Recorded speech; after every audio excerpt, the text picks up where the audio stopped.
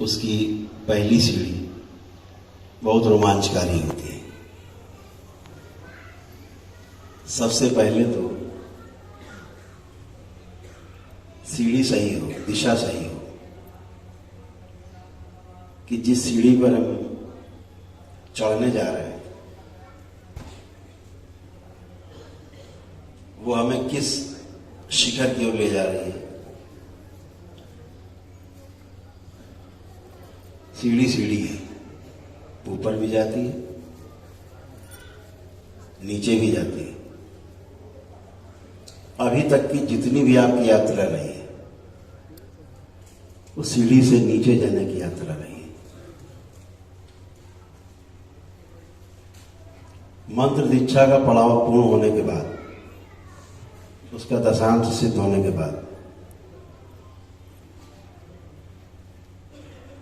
आज पहली बार आपकी कुंडलिनी जो है वो ऊर्ध्वगामी हुई है।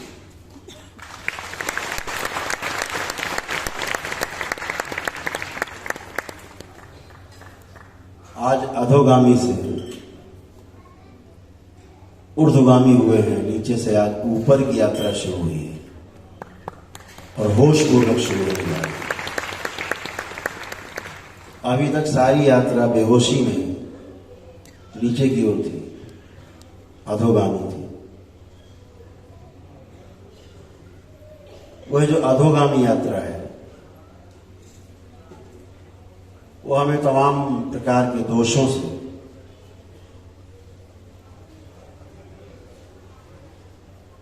लपेट के रखती। हम उससे चाह के भी नहीं छूट पाते। अगर परम पूजनी बाबा जी जैसा पूर्ण गुरु नहीं प्राप्त है इस पृथ्वी पे तो यात्रा तो होती रहती है। आप इस खुशफहमी में रहते हैं, यार हम तो यात्रा कर रहे हैं, लेकिन किधर की कर रहे हैं ये पता नहीं होता है, और असल में आप नीचे की ओर यात्रा कर रहे होते हैं। जब पूर्ण गुरु मिलता है, एक सच्चा मार्ग दर्शक, एक पथ प्रदर्शक, परम पूजनी बाबा जी जैसा, जिनसे आज आपको तंत्र की दीक्षा मिलने जा रही है, तभी आप ऊपर की ओर गति करते हो, ऊर्ध्वगामी होते हो और पार जाने की यात्रा करते हो। तंत्र जो है, शब्द का अर्थ बहुत गहरा है। इसको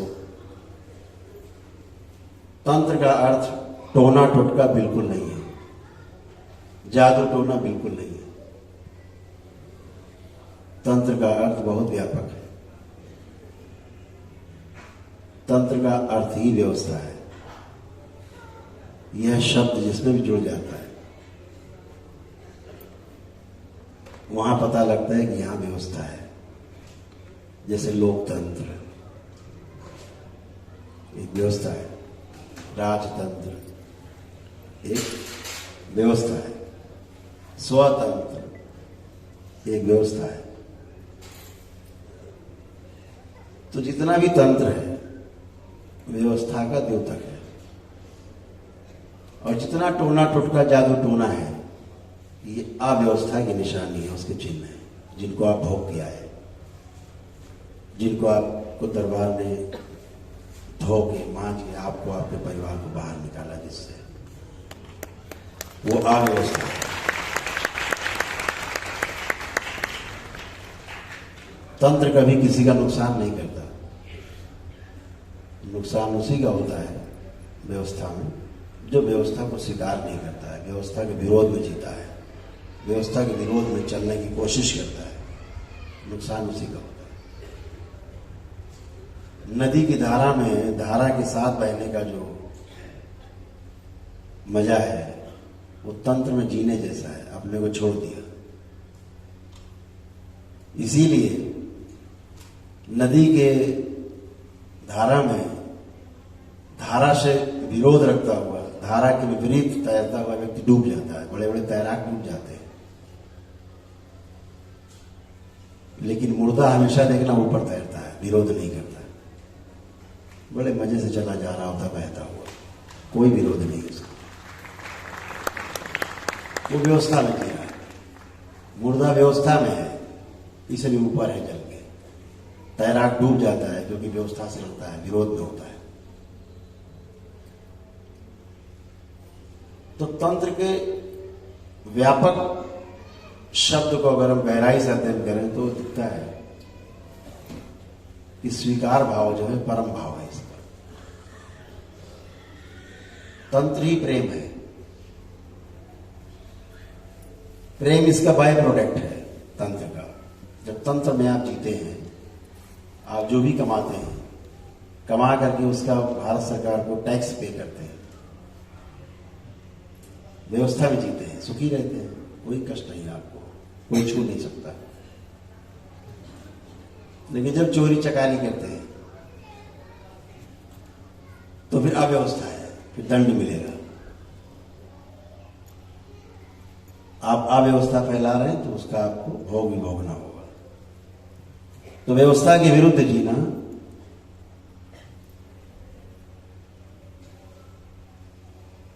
संकट को दावत देने जैसा है। इसीलिए टोना टोटका जादू टोना करने वाले लोग भी और करवाने वाले लोग भी कुत्ते की मौत मरते हैं। अपना ये भी और वो भी दोनों जीवन नष्ट कर लेते हैं, लौकिक पारलौकिक दोनों ही नष्ट। बचना है, और उसको आपने भोगा है सब में, उस कष्ट को आप और बेहतर जानते हैं। आपसे अच्छा अनुभव किसी को नहीं है जो तंत्र दीक्षा लेने लोग जाते हैं। बहुत अनुभव आपके पास है। तो ये जो व्यवस्था है ये प्रेम का ही दूसरा रूप है। प्रेम में सिर्फ समर्पण है, एक गहरा समर्पण है प्रेम में। प्रेम में कोई तर्क नहीं है, कोई कुतर्क नहीं है, कुछ नहीं सुनना है, सिर्फ प्रेम है। तो मदद करनी है, सहायता करनी है, सहयोग करना है, अच्छा करना है, अपने जैसे बनाना है, अपने में समा लेना है, ये प्रेम है। द्वैत से अद्वैत की यात्रा ये प्रेम की यात्रा है। अद्वैत हो जाना, नैतिक और अनैतिक से परे हो जाना अद्वैत है। तो तंत्र कभी भी यह वस्तु नैतिक है कि अनैतिक है इसकी बिल्कुल परवाह नहीं करता। तंत्र ये बिल्कुल परवाह नहीं करता कि धर्म क्या है, आप किस धर्म को मानते हो, कोई परवाह नहीं करता है। तंत्र ऐसे काम करता है जैसे औषधि।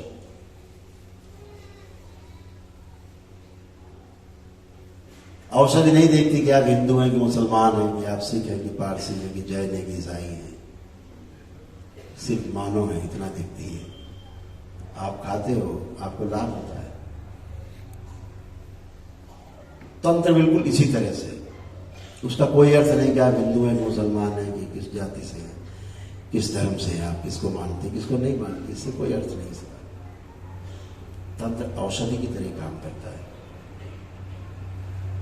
आप देखते हो आपके दरबार में लगभग सभी धर्म के लोग आते हैं।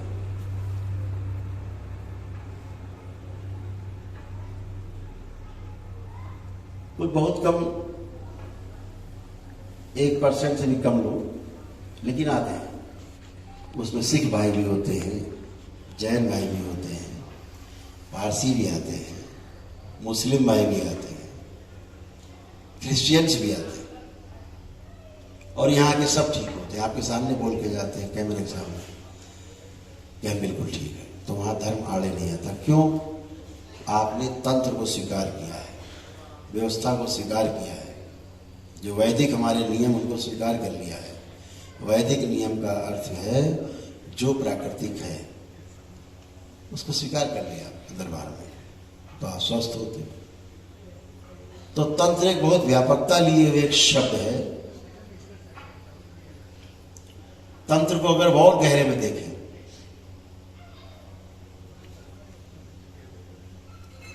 तो तंत्र सिर्फ ये परवाह करता है कि कैसे होगा, करना है, बस लक्ष्य प्राप्ति करनी।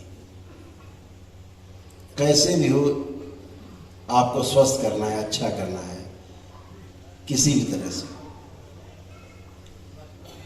तो परम पूजनीय बाबा जी के संरक्षण में जो आपको तंत्र की दीक्षा मिली है, अभी परम पूजनीय बाबा की ओर से, माँ की ओर से आप सबको और गहरी सुरक्षा मिलेगी,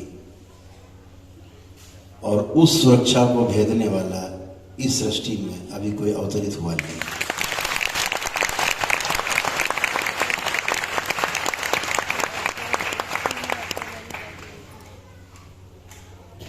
बहुत ही अद्भुत है। अभी ये पहला चरण है तंत्र का, जिसके 21 सोपान है, 21 सीढ़ियां हैं। यह आपकी पहली सीढ़ी है तंत्र में प्रवेश करने की, और बड़ी अद्भुत है। इसी में आपको बहुत अद्भुत अद्भुत आपको अनुभव होंगे, बहुत अनुभव होंगे, जबरदस्त अनुभव होंगे। बहुत आनंद आने वाला है आपकी साधना में आपको।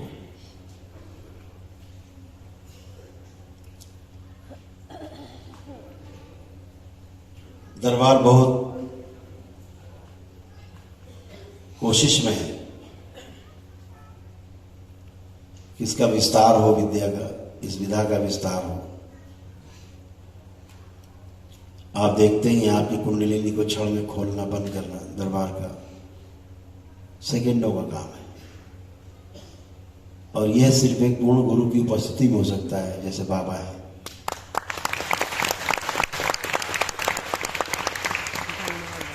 आपकी अरबों खरबों स्मृतियां जो है वो नष्ट की जाती हैं। अरबों खरबों आपके विचार जो गंदे नष्ट किए जाते हैं, एकदम शुद्ध और पवित्र किया जाता है आपको। और ये भी अद्भुत है इस दरबार की तंत्र दीक्षा, कि आप अपने घर में, अपने परिवार में रह के, अपने परिवार से जुड़े रहकर अपने अपने कर्तव्यों का पालन करते हुए इस दीक्षा के पश्चात अपना जप तप ध्यान साधना सब कुछ कर सकते हैं सुरक्षित रूप से। जब कहा जाता है कि भाई परिवार छोड़ना पड़ता है तंत्र अगर सीखना है, तो तंत्र में सीखने जैसा कुछ भी नहीं है। तंत्र में सिर्फ अनुभव करना है, स्किल डेवलपमेंट नहीं है, इसमें एक्सपीरियंस है, सीधा एक्सपीरियंस है। तंत्र में ऐसा ऐसे आग में कूदना, कोई व्यवस्था नहीं करनी है कि कपड़ा वपड़ा बांध के जाना है, कि कोट पैंट पहन के जाना है, उठे कूद गया। अच्छा। ऐसा है, बिल्कुल डायरेक्ट सेवा है।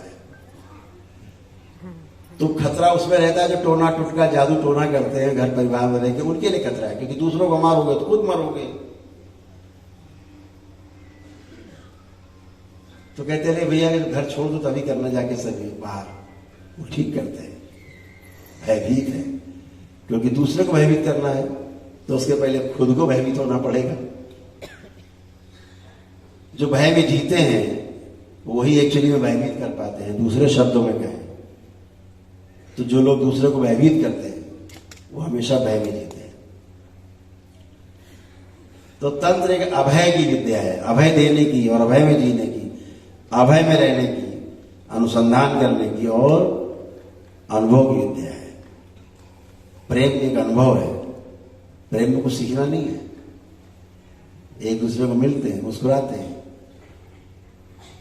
आंखों आंखों में भाव एक दूसरे को आदान प्रदान हो जाते हैं। बाकी शब्दों में तो कुछ नहीं है, विस्तार है। असली बात तो आंखों में, हाँ या ना।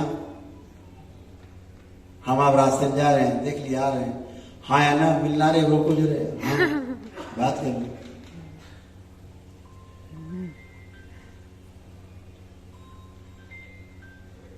तो अब बात कर ली,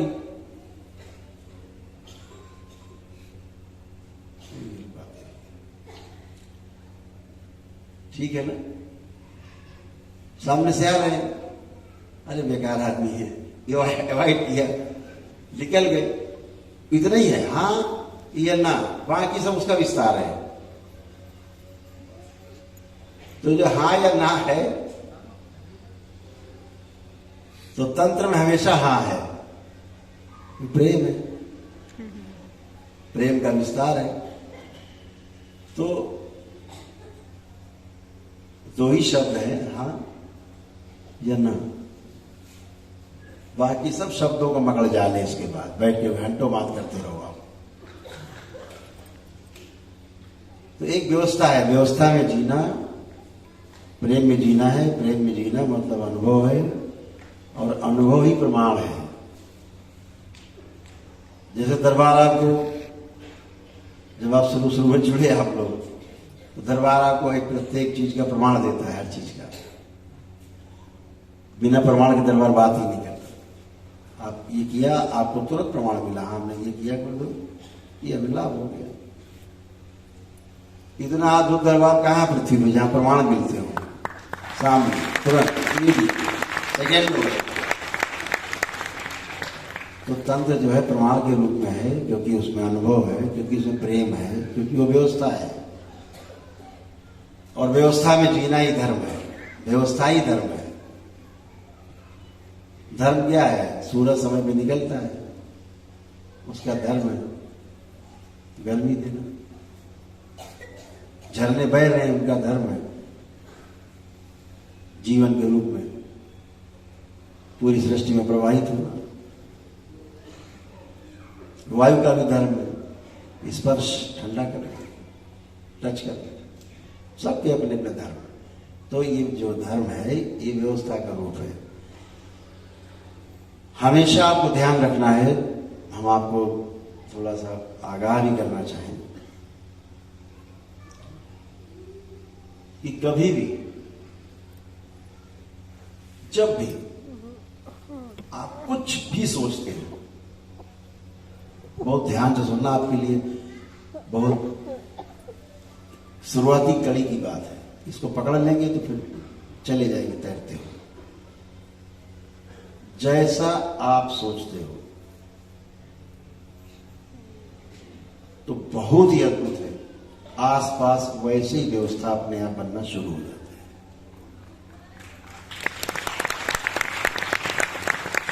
अगर आप मकान बनाने के बारे में सोचते हो तो मकान बनाने के बारे में सोचते सोचते व्यवस्था वैसे ही बनने लगती है। पहले जमीन खरीदना है किसी तरह से, फिर किसी तरह से थोड़ा थोड़ा बनाते गए, फिर मकान बन गया, फिर लिप फुट गया, फिर घर में प्रवेश कर गया।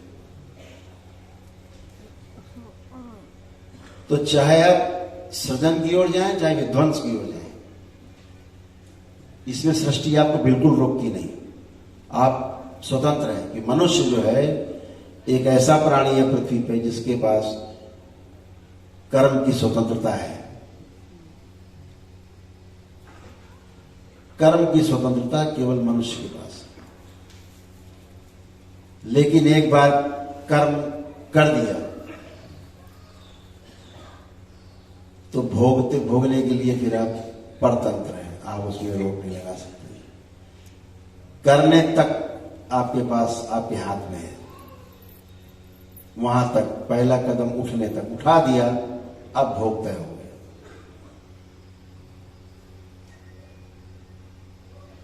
तो कर्म स्वतंत्रता वहीं तक है जहां तक हमने अभी कर्म नहीं किया है।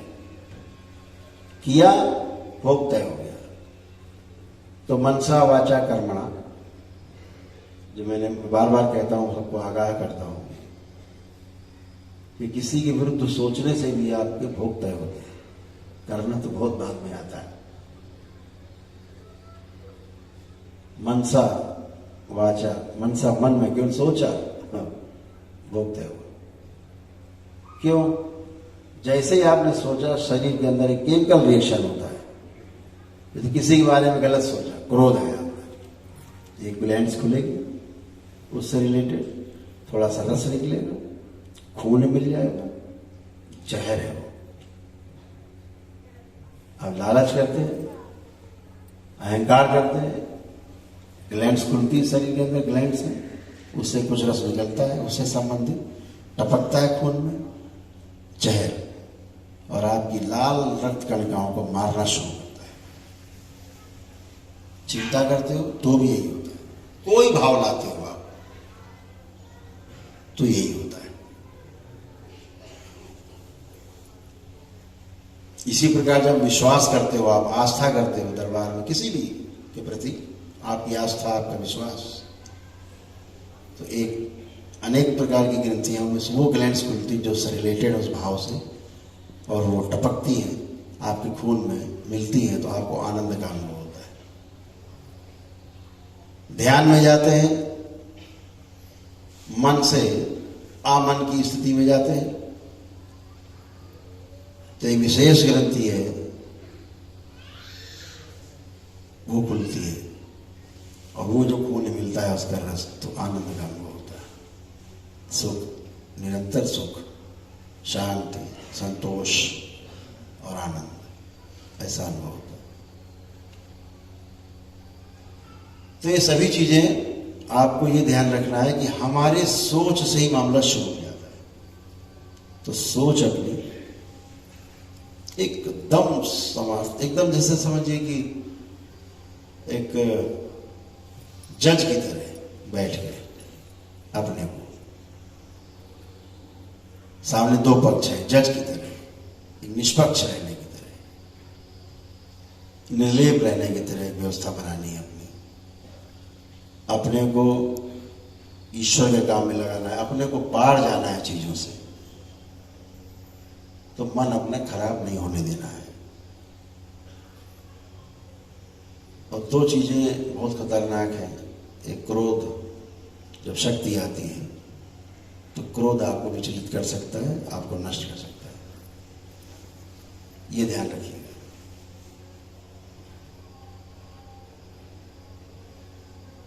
अहंकार आपको नष्ट कर सकता है, आपकी शक्ति को छीन कर सकता है, क्योंकि आप प्रयोग कर दोगे। शक्ति को संचय करना है, और यह शक्ति जो आप में संचित होती जाएगी, ये आपके नए नए द्वार खोलती जाएगी। ऐसे ऐसे द्वार खोलेंगे जिनके बारे में आपने कभी अभी कल्पना ही नहीं की है।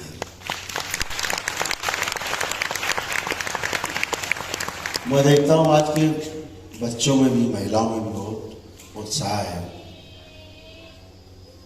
मेरे ख्याल से 35% से ज़्यादा बच्चियों ने और महिलाओं ने भी दीक्षा में भाग लिया है। उनको भी तंत्र की दीक्षा का पात्रता में उनका चयन हुआ है।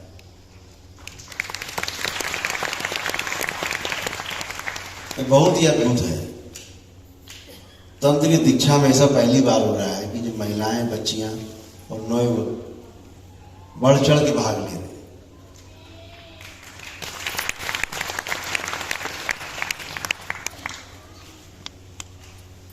कई परिवार तो ऐसे हैं, हमने देखे हैं, कई परिवार हैं, धीरे धीरे करके पूरा परिवार ही दीक्षित हो गया है तंत्र की दीक्षा में। पहले मंत्र की दीक्षा में रहे, अब वो धीरे धीरे करके पूरी तंत्र की दीक्षा में पूरा परिवार दीक्षित हो। हमने, ये तो बहुत ही अद्भुत है। तो हमेशा जो सोच विचार है उस पर ध्यान अपना रखना है।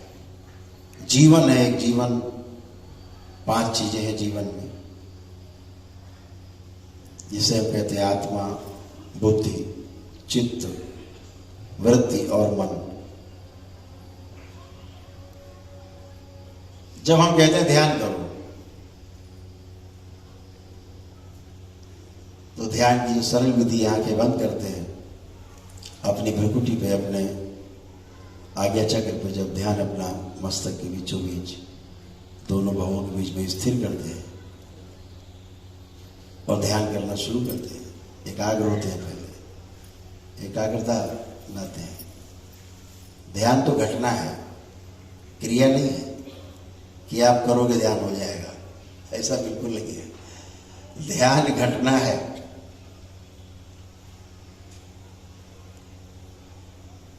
ध्यान के लिए तैयार होना क्रिया है। मेडिटेशन ध्यान नहीं है, एकाग्रता है। एकाग्रता एक क्रिया है, घटना नहीं है। तो जब हम एकाग्र होते हैं एक बिंदु पर, वो क्रिया है, लेकिन ध्यान घटना है, घटित हो जाएगी। जैसे निद्रा, आप सोने का उपक्रम करते हैं, अपने बिस्तर पे जाते हैं, बिस्तर लगाते हैं, तकिया के रखते हैं, ठीक से चादर आदर ओढ़ते हैं, लेटते हैं, ये क्रिया है। लेकिन जो निद्रा है वो घटना है। निद्रा कब आपको आ जाती है आपको पता ही नहीं लगता। बाकी सब चीज पता है आपको, बिस्तर बिछाया, लगाया है, चादर बिछाई, ओढ़ने के लिए रखा है ना, ये सब आपको पता रहता है। लेकिन लेट गए और थोड़ी देर बाद सो गए, कब सो गए पता नहीं, वो घटना घटित हो गई। ऐसे ही ध्यान है। तो निद्रा मूर्छा में घटना घटित हुई है, और ध्यान होश पूर्वक है, पूरा पूरा होश है, वो ध्यान है। तो हम एक सेंटर, एकदम केंद्र पे खड़े होते हैं, जब बिंदु पे ऐसे चढ़ते हैं, तो सतर्क नहीं रहे, बेहोशी में रहे तो निद्रा है, और ऐसे अगर होश पूर्वक चले गए तो ध्यान है। ध्यान करते करते निद्रा में चले गए, बेहोशी, ध्यान करते करते कब चले गए, घटित हो गई घटना, वो ध्यान है, होश पूर्वक चले गए। सतर्कता की आवश्यकता उसी बिंदु पे केवल, बस यही बिंदु मुख्य है कि हम ध्यान में बैठे। सतर्क है तो निद्रा से बचे रहेंगे, नहीं तो निद्रा पे ले जाएंगे। तो ध्यान जैसे नंदी का गुण लाइए अपने में, इतनी धैर्यपूर्वक प्रतीक्षा में है शिव की, गुफा के बाहर बैठे, कब निकलेंगे मेरे प्रभु, धैर्य में महीनों, वर्षों, सैकड़ों वर्ष नंदी ध्यान बैठे। ऐसी प्रतीक्षा जब आपकी हो जाएगी, तो जो घटना घटी है, बहुत अद्भुत घटना जो घटती है, उसका नाम ध्यान है।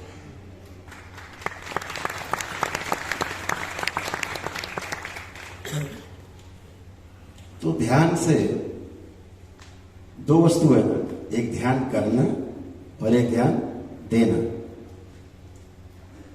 तो पहली जो क्रिया हो रही है वो ध्यान दे रहे हैं, ध्यान दे रहे हैं। जैसे कोई चीज ध्यान से पढ़ लिख रहे हैं, वो भी ध्यान ही है। तो ध्यान करना तो अपने लिए, ध्यान देते हैं कब, जब दूसरों के साथ जीते हैं तो ध्यान देना पड़ता है। जब केवल अपने लिए जीते हैं तो ध्यान करना पड़ता है।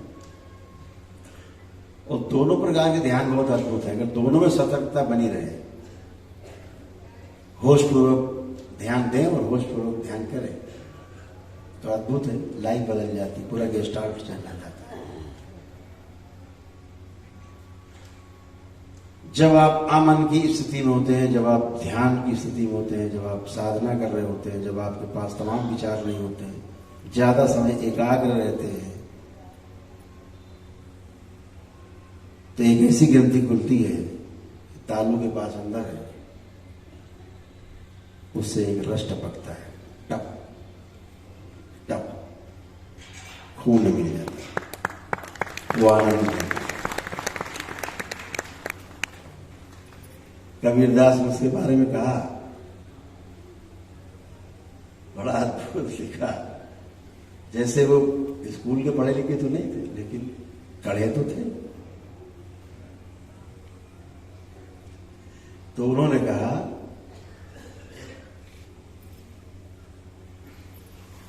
कि बरसे कंबल और भीगे पानी। अद्भुत कहा,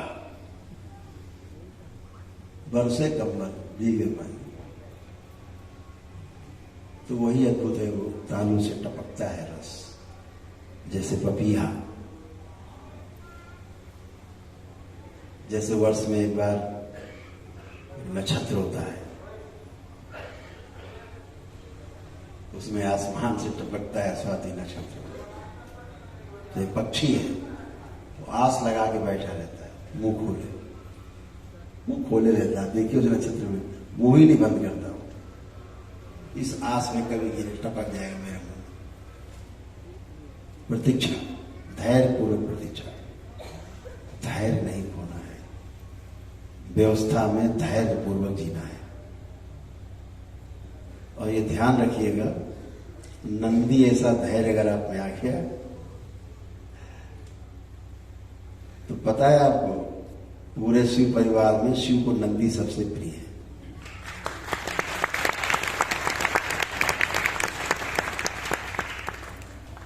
तो धैर्य जो है पहली शर्त है इसकी, धैर्य पूर्वक प्रतीक्षा, कोई हड़बड़ी नहीं, खूब प्रेम से करना है। किसी के बारे में हम बुरा सोच के उसका ही नहीं अपना भी हम नुकसान करते हैं। बताया ना मैंने आपको, जैसे भाव अंदर लाते हो वैसे ही रस टपकती है ग्लैंड से, ग्रंथियों से खून मिलता है। और जब अमन की स्थिति में जाते हो, ध्यान की स्थिति चले जाते हो, तो फिर एक स्पेशल ग्रंथि खुलती हो, टपकता है। तो ऐसा टपकन होती कि महीनों आपको भूख नहीं लगे, प्यास नहीं लगे, साधना बैठे, ऐसे तो लोग करते साधना। शरीर भी आपका पुष्ट है, स्वस्थ है, सुंदर है, गुफाओं में बैठे, वर्षों बैठे, उसी के सहारे बैठे, और कुछ वहां कौन सा चूल्हा जल रहा है, किचन चल रहा है, वहां ये खाना है, पीना है, जंगल में, कैलाश में। ध्यान ही तो है, आनंद ही तो है। तो सभी से यही मेरा आग्रह है कि जब भी अपनी साधना शुरू करें तो बाबा और मां से हमेशा प्रार्थना करें कि हमको तमाम जो भटकाने वाली प्रवृत्तियां हैं उनसे बचना है, बचाएं, हमारी सुरक्षा करें और हमें 84 लाख बंधनों के 84 लाख योनियों को जो बंधन है उससे बाहर निकालें, अद्वैत की ओर यात्रा कर सकें, द्वैत से। तो बहुत सरल है। अगर आप देखो, जैसे हम आपसे कहें कि आप ध्यान करो, तो आप कभी भी देखना ध्यान करते समय आप 1 आध मिनट में हम कहें चलो अपने मस्तक पे आगे चक्र में ध्यान करो, आप करोगे। ये आपने कहा चलो अपने मूलाधार पे ध्यान लगाओ, तो आप जहां भी ध्यान लगाते हो, आपने ध्यान लगाया, क्या घटना घटेगी, आप टेक ऑफ कर जाते हो, उड़ गए, फ्लाई कर गए, बंबई पहुंच गए, अमेरिका पहुंच गए, मौसी क्या पहुंच गए सेकेंडों में। और फिर एकदम आपको अरे वहां कहां पहुंच गए, फिर वापस फिर अपने को स्थिर करते हुए ऐसे आप 10, 20, 50 बार, 100 बार पूरे ध्यान के समय करते रहते हो। धीरे धीरे फिर 100 बार होता तो 70 बार होने लगेगा, धीरे 50 बार होने लगेगा, फिर 40 बार होगा भटकाओ, 20 बार भटका होगा, 10 बार भटका होगा, फिर 1 आध बार 2 बार होगा, ऐसे धीरे धीरे अनुभव होता है आपका। अब आप अगर इसको ध्यान से देखो कि मन तो एक ही है और वो चला गया कहीं बंबई, ध्यान करते क्यों थे? तो ये किसने देखा कि बंबई चला गया हो? आपके अंदर से वो कौन देखता है कि अरे वहां कहां पहुंच गए, वापस आओ। तो हमेशा ध्यान रखो,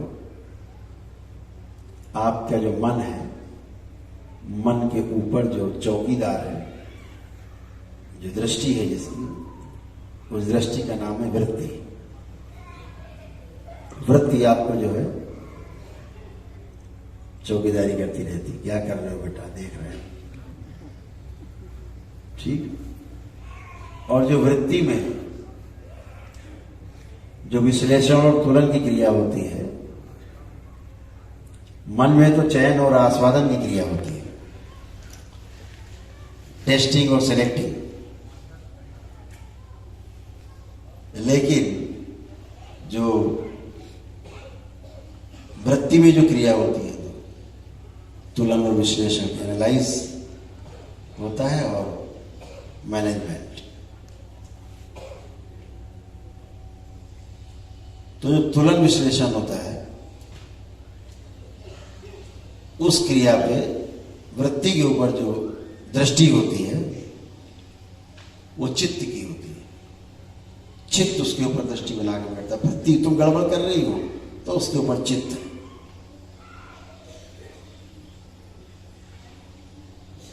मन में दो, जैसे एटम होता है नहीं,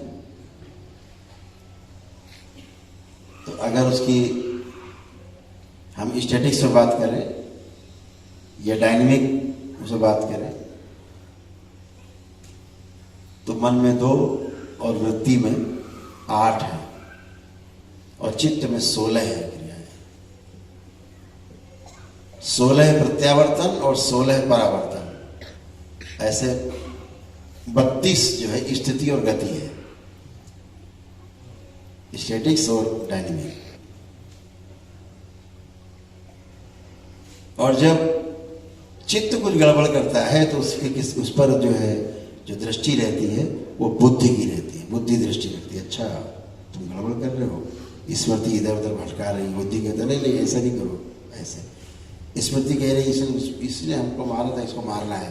बुद्धि कह रही नहीं नहीं मारना नहीं, बंद हो जाओगे, पुलिस पकड़ ले जाएगी, मुकदमा हो जाएगा।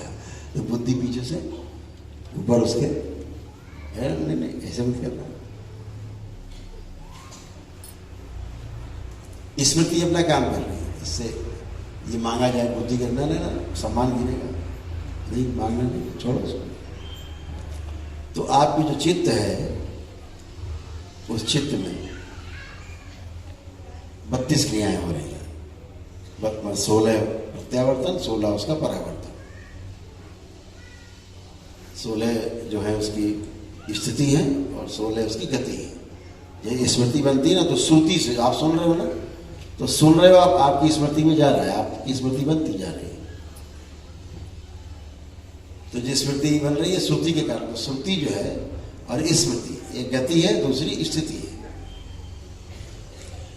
तो ऐसे ही फिर बुद्धि का जो नियंत्रण और उसका जो दृष्टि है वो चित्त में बनी रहती है, चित्त नियंत्रित रहता है अगर बुद्धि ठीक है। अब बुद्धि गड़बड़ हो गई, गड़बड़ करती है तो उसके ऊपर आत्मा, उसका प्रभाव रहता है। बुद्धि कहती है ऐसा नहीं, ऐसा करके ऐसा कर लेते हैं। आत्मा कहती है ठीक काम नहीं है, इससे भोग बढ़ेगा। बुद्धि कहती देखा जाएगा भोग, एक भोग सही। आत्मा फिर कहती है अरे यार ऐसे नहीं, छोड़ो हटाओ, माफ करो। क्योंकि आत्मा का स्वभाव है प्रेम, आत्मा का स्वभाव है अनुभव। तो बार बार बुद्धि कहता है नहीं ठीक नहीं। एक बड़े बुजुर्ग की तरह अरे अरे छोड़ो हटाओ, क्षमा बड़ा उनको चाहिए। तो ऐसे करके सभी का एक दूसरे के ऊपर। तो जब मन आपका इधर उधर भागता है तो जो वृत्ति आपकी है वो पकड़ती, देखती है किधर गया, तो कहते हाँ गलत गए, फिर वापस। ये वृत्ति के कारण होता है, वृत्ति की दृष्टि होती है।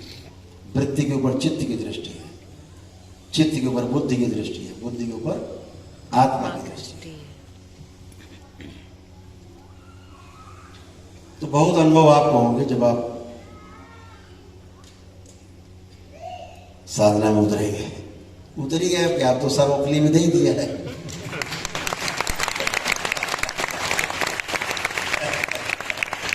बहुत अद्भुत है। और कवच ऐसे लगे हुए ना कि शेर दिखे ना, शेर सामने अरे शेर आ गया तो दिखेगा, तमाम चीज दिखेगा। तो ऐसे लगे हैं, कांच दिख तो रहा है लेकिन शेर क्या, उसके पिताजी भी कांच को नहीं तोड़ सकते। हमारे सब आप बैठे हंसते रहो अंदर से, वो बाहर सर पटकता रहेगा कुछ नहीं कुछ।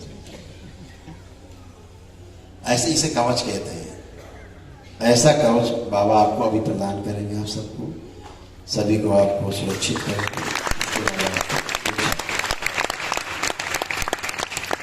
तो बातें तो बहुत करना चाहते हैं, 4 घंटा बतियाना चाहते हैं, लेकिन क्या करें, मर्यादा है समय की, आपको भी तमाम काम है। तो अभी दीक्षा का कार्यक्रम आगे बढ़ाते हैं। सभी लोग आंखें बंद करें।